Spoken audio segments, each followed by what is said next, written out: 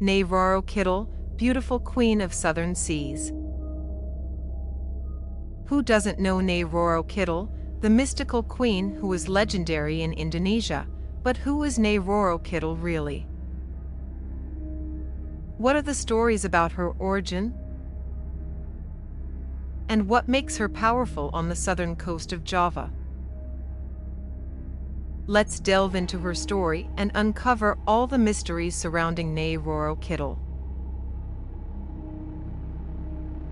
Who was Nyi Roro Kidul?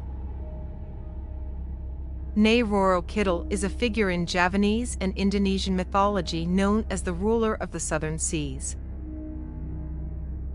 She is often regarded as a supernatural being or goddess who controls the waters in the southern regions of Indonesia, especially around the south coast of Java.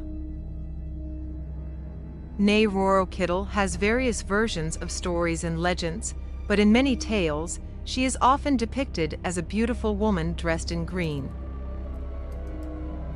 The origin of Nyi Roro Kidul. The legend of Nyi Roro Kidul originates from Java, a region rich in cultural heritage. There are several versions of the origin story of Nyi Roro Kidul, the ruler of the southern seas. One version of the story tells of Prabu Siliwangi VI, a king who was seeking a way out of a remote and dense forest. In his quest, he encountered a beautiful woman living in the forest. The woman agreed to help Prabu Siliwangi on the condition that the king stayed at her palace for a few days. Prabu Siliwangi agreed, and as the saying goes, Whiting Tresno Jalaran Sakeng Kulino, love develops because of habituation. Love eventually blossomed between them. They got married and started a new life together. However, when Prabu Siliwangi returned to his kingdom, he did not bring his new wife with him. Several months later, Prabu Siliwangi was surprised by the cries of a baby at the palace gates.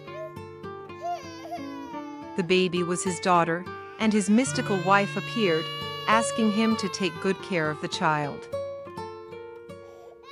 Prabu Siliwangi brought the baby inside and named her Putri Kadita. But Prabu Siliwangi began to forget about his wife in the forest. He became more concerned about the future of his kingdom. He sought permission from Putri Kadita to remarry, and she agreed. Eventually, Prabu Siliwangi married Dewi Musyiara, and they had a child together. Unfortunately, Dewi Musyiara turned into a selfish and wrathful queen. She demanded that Putri Kadita be expelled from the palace. Dewi Musyiara carried out her wicked plan to keep Putri Kadita away, making her ill and forcing Prabu Siliwangi to banish his daughter from the palace. Putri Kadita, in her wounded state, went into seclusion. During this process, she heard a mystical voice guiding her to the southern coast. Putri Kadita obeyed. Upon reaching the coast, she dove into the sea, and miraculously, her skin ailment was healed without leaving a trace, making her even more beautiful. Afterward, Putri Kadita decided to reside in the sea, building a magnificent palace and becoming Nyi Roro Kidul, the queen of the south coast. The moral of the story is the importance of prioritizing goodness even in the face of difficulties and unfair treatment. Putri Kadita sacrificed herself for the greater good of her people, despite experiencing unfair treatment from her stepmother. This story teaches the power of sacrifice and loyalty in facing life's trials. The connection between Mataram Kingdom and Nyi Roro Kidul. In a version of the story from the Yogyakarta Palace, there is an intriguing tale involving the king of Mataram and Nyi Roro Kidul. The queen of the South Sea, renowned for her enchanting beauty, fell in love with the handsome king of Mataram. Their meeting took place at Parangkusumo Beach while the king was undergoing a period of meditation. With her mesmerizing beauty, Nyi Roro Kidul sincerely expressed her feelings to the king. She offered to protect the Mataram kingdom for the rest of her life if the king agreed to marry her. The king, though captivated by Nyi Roro Kidul's charm, had a nobler reason. He wanted to leave a legacy for his descendants and felt that living forever was not in accordance with the nature of humans.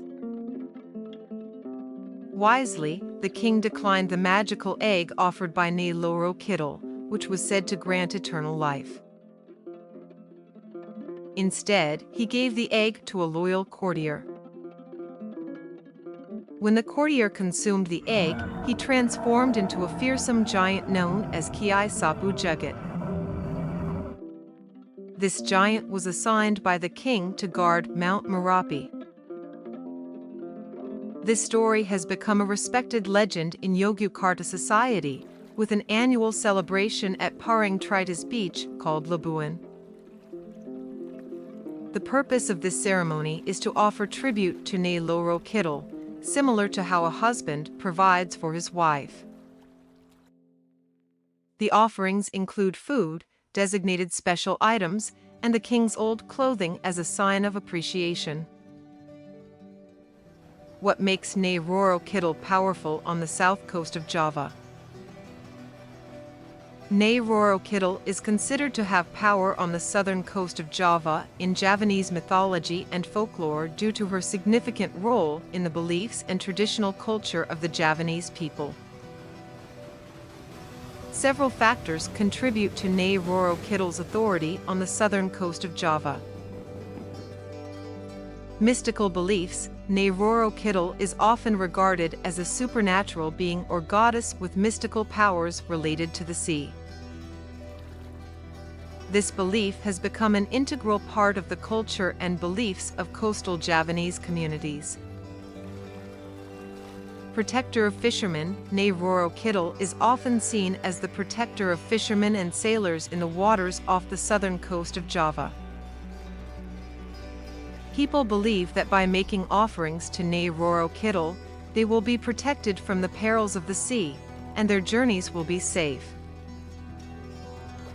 Traditional honoring. The local population pays tribute and offers gifts to Nyi Roro Kidul as a form of traditional respect. These offerings may include flowers, jewelry, or other offerings, performed regularly as a sign of reverence to the goddess. Myths and legends. Stories and legends about Nyi Roro Kidul are widely spread in Javanese culture. These myths and stories help reinforce the beliefs of the people in Nyi Roro Kidul and her role as the ruler of the Southern Sea. Cultural identity. Nyi Roro Kidul has also become a symbol of Javanese and Indonesian culture.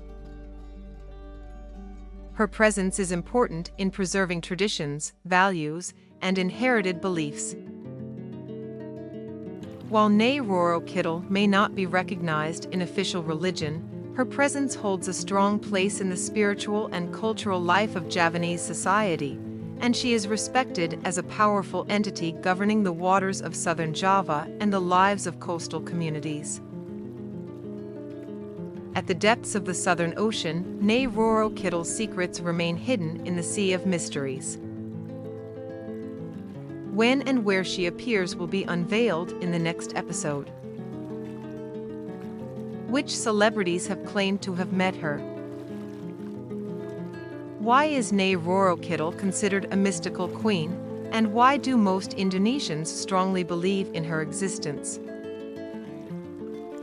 Please leave comments, like, and subscribe so that we are more motivated to discuss the mysteries of Nyi Roro Kidul in the next part. Goodbye and always stay enthusiastic about exploring mysteries, friends.